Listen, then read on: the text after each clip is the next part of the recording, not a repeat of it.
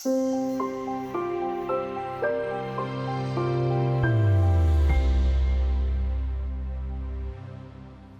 well documented that all over the world, levels of financial literacy need improving. The good news is that by investing a modest amount of time in researching this subject, you can improve your finances substantially. Andrew Craig runs a financial education website called Plain English Finance. He was inspired to start it while working in the City of London.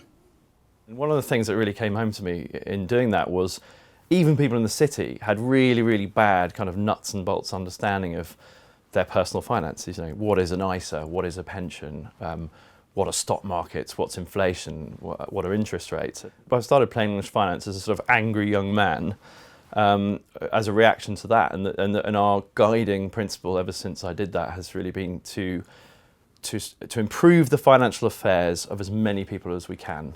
What then, according to Andrew, are the most important personal finance rules to follow? He suggests there are two main ones.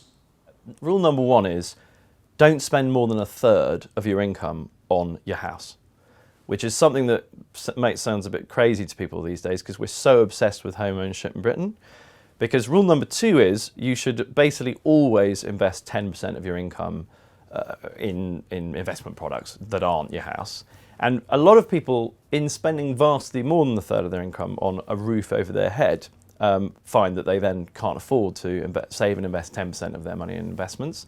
Saving or investing 10% of what you earn can be a challenge. The best way to tackle it, says Andrew, is to start a spreadsheet showing your monthly outgoings. You should then focus on trying to reduce the biggest numbers. Rather than trying to save money on how many cappuccinos you buy every day, or how, going to Lidl instead of Waitrose, or which is all very laudable. Actually, probably the single easiest way. There are two things that's very easy to change if you're willing to live in a less fashionable neighbourhood and perhaps a slightly smaller house or flat. Is not number one, the biggest numbers. Well, the biggest number is invariably the roof over your head.